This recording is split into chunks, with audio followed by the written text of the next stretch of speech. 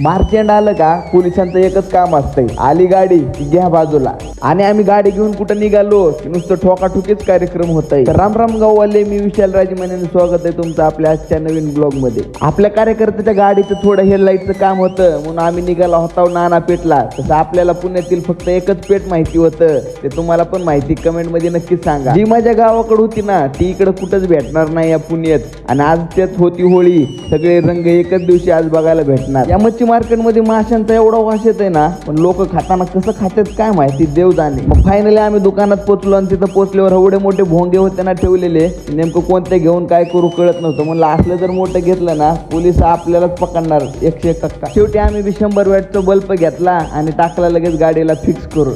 कार्यकर्त्याचा चेहरा दाखवला असता, पण काय करणार, हायकोर्टाचा आदेश होता ना म्हणून ते अनहाइडच केलेला होता. पोलिसाचं काम बघून असं वाटतंय ना की आपण पण पोलीस झालो असतो तर लय भारी झालं असतं. मग आलो मी आमच्या बाप्पांच्या दर्शनाला, पण काय ते काहीतरी ग्रहण असल्यामुळं दर्शन काय भेटलंच नाही. मग शेवटी बाहेरूनच राम राम करावा लागला. असं वाटत होतं फक्त खेड्यांकडेच खराब रस्त्यात काय की, पण नाही, पुण्यात पण चांगल्या रोडवर खड्डेच करून ठेवलेले. असंच फिरत फिरत आम्ही आला जिथून रील स्टार सगळे कपडे घेतात म्हणजे FC रोडला. तिथं होता कलाकार कट्टा, पण कलाकार कट्टावरले सगळेच कलाकार गायब झालेले होते.